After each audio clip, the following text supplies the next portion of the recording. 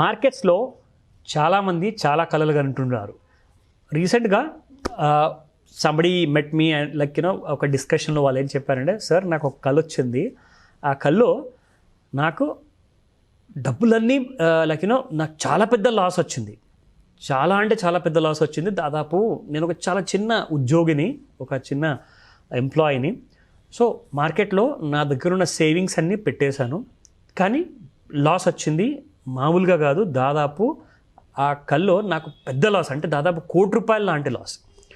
So ఇటువంటి kind of losses నిజంగా వస్తే ఎవరు తట్టుకునే కైండ్ ఆఫ్ కెపాసిటీ ఉంటుంది, ఆర్ డబ్బులు ఉన్న వాళ్ళ దగ్గర కూడా ఇలాంటి కెపాసిటీ ఉంటుందా లేదా? సో ఫ్యాక్ట్ ఏంటంటే, సార్ ఆయన ఏం చెప్పారంటే, థ్యాంక్ గాడ్ ఇది కళ మాత్రమే, ఇది నిజం కాదు. ఎందుకంటే ఫస్ట్ ఆఫ్ ఆల్ అలాంటి లాస్ గురించి మీరు ఆలోచిస్తున్నారు అంటే, మీరు first of all stop loss అనేది రియల్ లైఫ్లో మీరు పెట్టలేదు కాబట్టి కల్లో కూడా మీరు స్టాప్ లాస్ పెట్టుకోలేదు. This is what happens basically. See, when you want to think positive, మీరు ఎప్పుడైతే నేను నా కైండ్ ఆఫ్ ఇన్వెస్ట్మెంట్స్ని నా కంట్రోల్లో ఉంచుకుంటున్నాను, and at the same time దానికి ఎక్కడైతే బ్రేక్ అప్లై చేయాలో అక్కడ ఖచ్చితంగా నేను బ్రేక్ అప్లై చేస్తాను, అదే స్టాప్ లాస్. అలాంటి కైండ్ ఆఫ్ ఆప్షన్ ఉన్నప్పుడు నేను ఎందుకు వాడుకోకూడదు, నేను ఎందుకు సేఫ్ అవ్వకూడదు అన్న విషయం మీరు ఒక్కసారి మైండ్లో ఆ విషయం మీరు గట్టిగా అనుకున్నారనుకోండి, మీకు కళలు కూడా పాజిటివ్గానే వస్తాయి. ఇన్ఫ్యాక్ట్ అదే డిస్కషన్లో నేను అడిగాను కూడా, మీరు స్టాప్ లాస్ గురించి కూడా కళ కనొచ్చు కదండి. ఒకవేళ అలాంటి కైండ్ ఆఫ్ కళలు వచ్చాయనుకోండి, you will be motivated to start having stop losses for all your portfolio stocks. చాలామంది ఏమంటారంటే, కొని వదిలేద్దాం సార్, డివిడెండ్స్ వస్తుంటాయిగా. అసలు మీరు ఇక్కడ మార్కెట్కి వచ్చింది ఆ డివిడెండ్స్ కోసమా, లేదంటే ఆ డివిడెండ్స్ పక్కన పెడితే అది బాగా అప్రిషియేట్ అవ్వాలి, మనకు ఒక మంచి వెల్త్ క్రియేట్ అవ్వాలి, మన ఫ్యూచర్ బాగుపడాలి, మనం అర్లీ రిటైర్మెంట్ తీసుకోవాలి, ఒక కోట్లాధికారిగా హ్యాపీ లైఫ్ ఎంజాయ్ చేయాలి అన్న ఆలోచనతో మీరు ఇన్వెస్ట్మెంట్ చేస్తున్నారా లేదా? ప్లీజ్ ఫస్ట్ ఆఫ్ ఆల్ మీరు డిసైడ్ చేసుకోండి. అరే ఐటీసీ అంత బాగా డివిడెండ్ ఇస్తుంది కదా సార్, అలా అంటారు ఏంటి sir? I'm not trying to say that ITC is bad. నేను ఐటీసీ తప్పు కైండ్ ఆఫ్ చాయిస్ అని నేను చెప్పట్లా. నేనేం చెప్తున్నానంటే, మీరు ఇక్కడికి వచ్చింది దేనికోసం? మీరు మాట్లాడితే డివిడెండ్ గురించి మాట్లాడుతున్నాను, ఒక స్టాక్తోనే నేను పెళ్లి చేసుకుంటానని చెప్తున్నారు. Is this the way wealth is created? ప్రపంచం మొత్తంలో మీరు చూస్తే కాదు కదా. They have a variety of stock, they have a bouquet of stocks. అంటే దాంట్లో ఎంత డిఫరెన్స్ ఆఫ్ వెరైటీస్ ఉంటే, different kind of sectoral stocks ఉంటే మీకు అంత సేఫ్టీ ఎక్కువగా. ఎందుకంటే మీ వెల్త్ని మీరు చాలా తొందరగా అచీవ్ అవ్వచ్చు. సో అలాంటి కళ కోసం మీరు ఇవన్నీ చేస్తున్నారు కదా, కానీ మీరు అలాంటి కైండ్ ఆఫ్ ప్రయత్నాలు మీరు ఎంతవరకు చేస్తున్నారు, ఆర్ ఇంకా ఎంతవరకు చేయాలి మీరా సక్సెస్ పొందడానికి? అదే నేను మీకు ఈ వీడియోలో చెప్పబోతున్నాను, చూపించబోతున్నాను. Information, education, no recommendation, strictly. That's a disclaimer. So నమస్తే and welcome. Let me tell you the first of all the biggest fact ఏంటంటే, ఈ బుల్ మార్కెట్లో గత ఒక సంవత్సరం September 1st, 2021 నుంచి చూసుకుంటే సెప్టెంబర్ ఎండ్లో మనం ఉన్నాము 2022లో. సో సెప్టెంబర్ నెల ఎండ్లో మనం చూసుకుంటే బిగ్గెస్ట్ గెయినర్ ఏది? స్టాక్ కాదండి, సెక్టర్. ఎందుకంటే మీరందరూ డిఫరెంట్ కైండ్ ఆఫ్ సెక్టర్స్లో మీరు ఇన్వెస్ట్మెంట్ చేసుకుంటారు కదా, auto, bank, IT, pharma, whatever it is. ఎఫ్ఎంసీజీలో ఇన్వెస్ట్మెంట్ చేయడమా?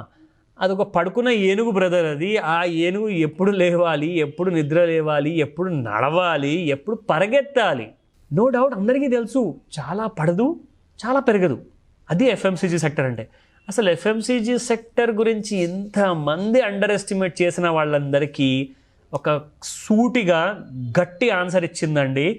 ఈ మొత్తం ఒక సంవత్సరంలో టాప్ లీడర్గా ఉండిపోయింది ఎఫ్ఎంసీజీ సెక్టర్ ఒక్కటే.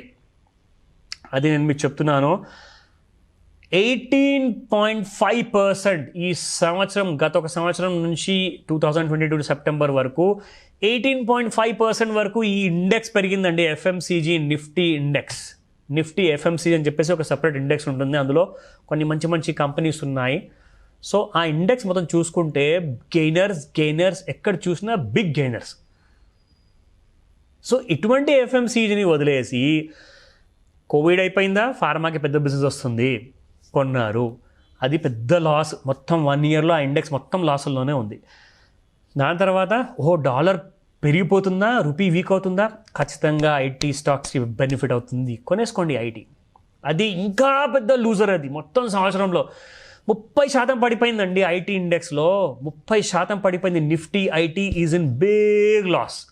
So that is what happens. ఎందుకు? ఎక్కడో పప్పులో కాలేశారు మీరు చేస్తున్న హోంవర్క్లో. ఆ తప్పులు జరగకూడదు అని చెప్పి ఆ ప్రయత్నమే ఈ వీడియోలో నేను మీకు చెప్పబోతున్నాను. నిఫ్టీ ఫ్యూచర్ గురించి కూడా మనం మాట్లాడుకోబోతున్నాము.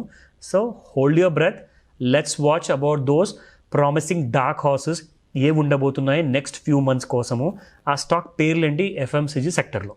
ఫస్ట్ అండ్ ఫార్మోస్ట్, అందరూ అంటారు హిందుస్థాన్ యూనిలివర్ చాలా సీనియర్ అండ్ మోస్ట్ రెస్పెక్టెడ్, మంచి ఎక్స్పీరియన్స్ ఉన్న ఇన్వెస్టర్స్ అందరూ ఏం చేస్తారంటే వీళ్ళందరూ కూడా ఇటువంటి స్టాక్స్ని బాగా నమ్మేసేసి ఇన్వెస్ట్మెంట్ చేస్తారు. గుడ్.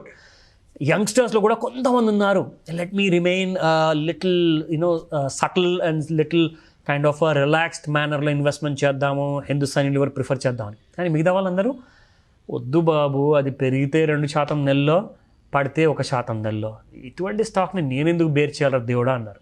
కానీ ట్రస్ట్ మీ, 400-500 నుంచి దాదాపు హిందూ యూనిలివర్ 2700 రూపాయల వరకు వచ్చిందంటే it's not a joke, it's not a dream, it is fact of life. So please అర్థం చేసుకోండి, ఇటువంటి స్టాక్స్ గురించి లెవెల్స్ చాలా జాగ్రత్తగా కావాలంటే చెక్ చేయండి. బట్ మార్కెట్స్ నిఫ్టీ ఫ్యూచర్ ఎక్కడుందో తెలుసుకున్న తర్వాత ఇటువంటి స్టాక్స్ని ప్రిఫర్ చేయండి. అది కూడా నేను మీకు చెప్పబోతున్నాను. దానికంటే ముందు రెండో స్టాక్ పేరు చెప్తాను, ITC.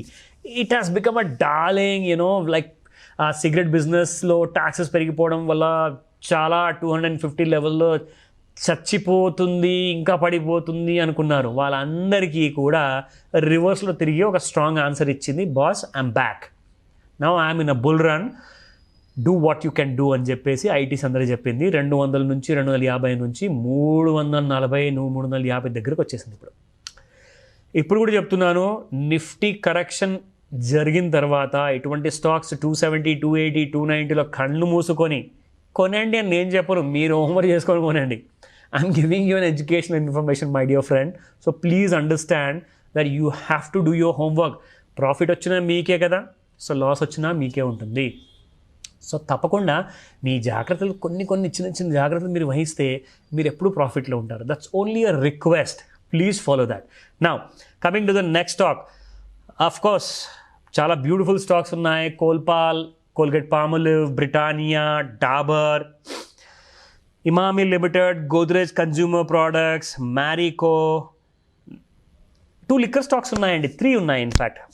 One is UBL, McDowell's, and the third one is Radico.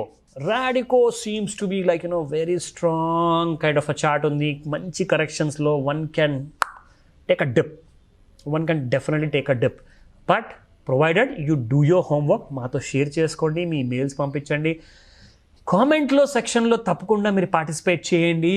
మీ ఇష్టానుసారంగా మీ స్టాక్ పేర్లు, వాటి ఎంట్రీ ప్రైసెస్, మీరు ఎన్ని షేర్స్ కొన్నారో అది అనవసరం. 1 కొన్నారు, 1,00,000 కొన్నారు, నాకు అనవసరం. ఏ ప్రైస్లో కొన్నారు, ఎన్ని నెలలు అయ్యింది, అవన్నీ కూడా మీరు నాతో షేర్ చేసుకోండి money@sumanTV.comకి. నా coming back to Nifty futures. Nifty futures గురించి చెప్పుకోవాలి అంటే చాలామంది చాలా కలలు ఉన్నారు. ఈ 18,000 దాటిపోయింది, 18,000 దాటిపోయింది, 18,100కి వచ్చేసింది. బాస్ అందరు నోర్లు మూసుకోండి, మార్కెట్ బుల్లిష్ అయిపోయింది, లెట్స్ స్టార్ట్ మేకింగ్ మనీ అన్నారు. అందరినీ అక్కడ నిఫ్టీ 18,000 క్రాస్ అయ్యాక ఒక బుల్ మోడ్లో పెట్టేసేసి అందరినీ లాంగ్లో ఇరికించేసి అక్కడి నుంచి 17,996.10 స్ట్రాంగ్ రెసిస్టెన్స్. అది దిగంగానే 16,755 first downside target almost అక్కడికి వచ్చేసింది. దాని తర్వాత 15,845, 14,400, అంటే బెరిష్గా ఉందని చెప్తున్నానా. See let's not consider where the market is going. బాగా పెరిగితేనేమో సార్ బులిష్గా ఉందా, బాగా పడిపోతేనేమో సార్ బెరిష్ అయిపోయిందా.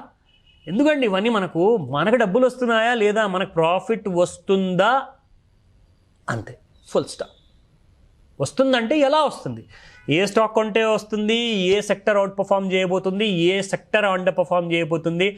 అలాంటప్పుడు అండర్ పర్ఫార్మింగ్లో ఉన్న సెక్టర్ని ఎగ్జిట్ అవ్వాలా, స్టాప్ లాస్ పెట్టుకోవాలా, అక్యుములేట్ చేయాలా, అవన్నీ మనం చాలా డిస్కషన్ చేయొచ్చు. అది మంచి హెల్తీ డిస్కషన్. పాయింట్ ఏంటంటే సార్ బుల్లిష్ ఉందా బేరిష్ ఉందా అంటే మీకెందుకండి, నాకెందుకండి బాబు. మార్కెట్ చాలా చోట్లోకి వెళ్తుంది, ఎక్కడికైనా వెళ్తుంది. ఎందుకంటే మార్కెట్ డైరెక్షన్ డైనామిక్ కాబట్టి.